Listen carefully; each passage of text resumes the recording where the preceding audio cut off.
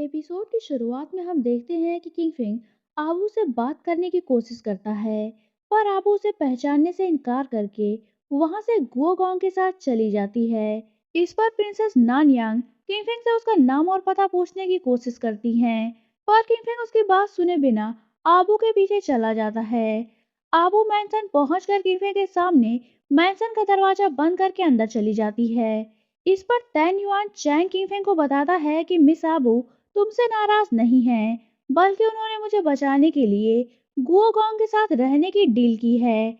ये बात सुनकर किंगफिंग परेशान हो जाता है। तभी प्रिंसेस नानयांग उसके पास आकर कहती हैं कि मैं तुम्हारी मैंसन के अंदर जाने में हेल्प कर सकती हूँ। इसके बाद प्रिंसेस नानयांग किंगफिंग को सर्वेंट के कपड़े पहनाकर गुओगोंग के पास पहुंच जाती हैं।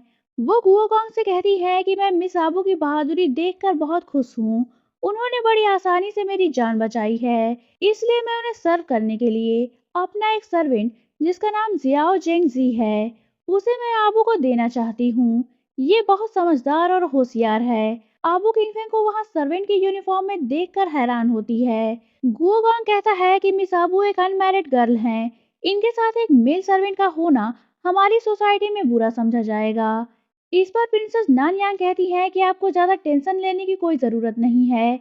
ये सर्वेंट गे है और इसे लड़कियों में कोई इंटरेस्ट नहीं है। इस पर गुओगोंग ना चाहते हुए भी प्रिंसेस नानयांग की बात रखने के लिए एग्री हो जाता है।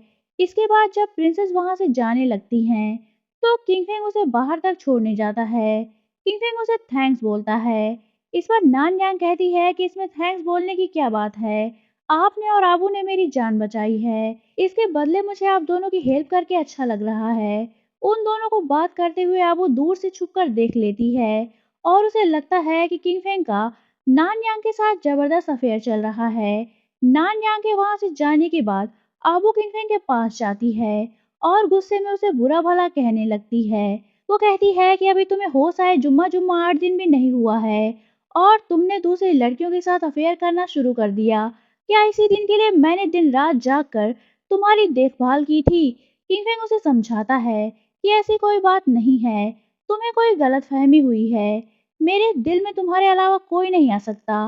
किंगफिंग काफी कोशिशों के बाद आबू को यकीन दिलाने में कामयाब हो जाता है।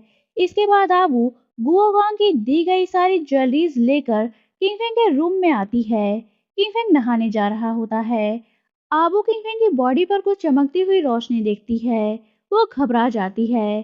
किंगफिंग उसे समझाता है और उसे तसल्ली देने के लिए कहता है कि शायद ये रोशनी मेरे पर्स डायमेंशन में जाने की वजह से है।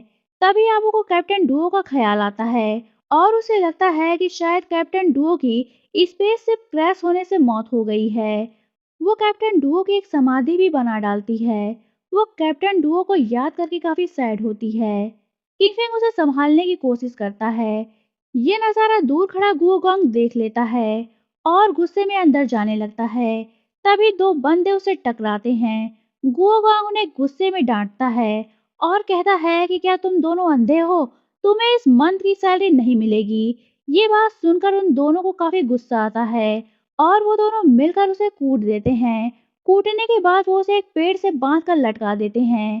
तभी टाइम पर वहां किंगफिंग पहुंचता है और उन दोनों सर्वेंट्स को मारकर बेहोश कर देता है। उन दोनों सर्वेंट्स के पास से भी रेड चिलीज मिलती हैं। गुओगोंग उन्हें किंगफिंग की हेल्प से अपने दरबार में ले जाता है और अपने सर्वेंट से कहकर उनकी खूब पिटाई करवाता है। इस पर किंगफिंग उसके पास आता है और उसे कहता है कि ये काफी अजीब बात है, पर मैं जब यहाँ प्रिंसेस के साथ आ रहा था तो रास्ते में मैंने यहाँ के लोगों का काफी अजीब बिहेवियर देखा। फिर वो गुओगोंग को रेड चिलीज दिखाते हुए कहता है कि मुझे लगता है कि इस मैटर में इस रेड चिली का जरूर कोई ना कोई कनेक्शन है। रेड चिलीज को देखते ही दोनों सर्वेंट्स जॉम्बी की तरह उस पर टूट पड़ते हैं। किंगफिंग उन्हें फिर से बेहोश कर देता है। इसके बाद किंगफिंग गुओगोंग की हेल्प से रेड चिलीज का बेचना, खरीदना, रखना और यूज करना सभी बैन करवा देता है। इस पर सारी जनता रेड चिलीज की दुकान घेर लेती है। दुकान वाला उनसे कहता है कि अब यहाँ रेड चिलीज नहीं मिलेगी क्योंकि गवर्नमेंट ने रेड चिलीज बेचना इलीगल कर दिया है। वो सारे लोगों को वहां से किसी तरह समझा बुझा कर भेजता है। इसके बाद वो दुकान बंद करके घर जाने लगता है, तो उसके पास किंगफिंग आता है और उसे एक बड़ी सी पैसों की थैली देकर रेड चिलीज मांगता है। इस पर दुकान वाला उन पैसों को देखकर लालच में आ जाता है और वो उसे वहीं रुकने के लिए कहकर रेड चिलीज लेने चला जाता है। इस पर किंगफिंग उसका पीछा करता है। वो बंदा जंगल में बनी एक झोपड़ी में जाता है। किंगफिंग भी उसका पीछा करता हुआ वहां पहुंच जाता है। झोपड़ी के अंदर हम एक काले नकाबपोश को देखते हैं और वो उस दुकानदार को ये कहकर मार देता है कि मैंने तुमसे यहाँ आने के लिए मना किया था, फिर तुम यहाँ इस वक्त क्यों आए हो? तुम्हारी बेवकूफी से उसे भी यहाँ का पता चल गया है। इतना कहकर वो उसे मार देता है। इसके बाद वो बाहर आकर किंगफिंग से भी फाइट करने लगता है। दोनों में काफी देर तक फाइट होती है। इसके बाद वो नकाबपोश बंदा वहां से भाग जाता है। वहां से भागकर वो एक सीक्रेट प्लेस पर पहुंचता है जहां एक बड़ी सी रेड चिली होती है और वहां का एटमॉस्फेयर भी रेड होता है। वो वहां पहुंचकर अपने चेहरे से नकाब हटाता है तो हम भी बस देखते हैं कि वो नकाबपोश बिल्कुल किंगफिंग की तरह ही दिख रहा होता है। वो वहां पहुंचकर किंगफिंग को जल्द से जल्द मार डालने की कसम खाता है। इधर सिटी में जिसने रेड चिली का यूज किया होता है वो सारे लोग जॉम्बी जैसे हो गए होते हैं। इधर किंगफिंग झोपड़ी के अंदर मौजूद सारी रेड चिलीज लेकर गुओगोंग के पास जाता है जिसे देखकर गुओगोंग बहुत खुश होता है। इस पर अब वो गुओगोंग से किंगफिंग को रिवार्ड देने के लिए कहती है। गुओगोंग उसे एक बैज देता है और कहता है कि इस बैज को दिखाकर तुम मार्केट में जो भी चीज खरीदोगे उस पर तुम्हें 1% की छूट मिलेगी। इसके बाद गुओगोंग गुस्से से कहता है कि तुम्हें क्या लगता है तुम मुझे आसानी से बेवकूफ बना लोगे? मुझे पता है कि तुम वही हो जो पहले दिन मिस आबू के साथ आए थे और मुझे ये भी पता है कि तुम दोनों यहाँ से भागने वाले हो। इस पर आबू किंगफिंग को डिफेंड करने की कोशिश करती है तो किंगफिंग गुओगोंग से कहता है कि एक अच्छा इंसान कभी भी किसी का प्यार नहीं छीनता।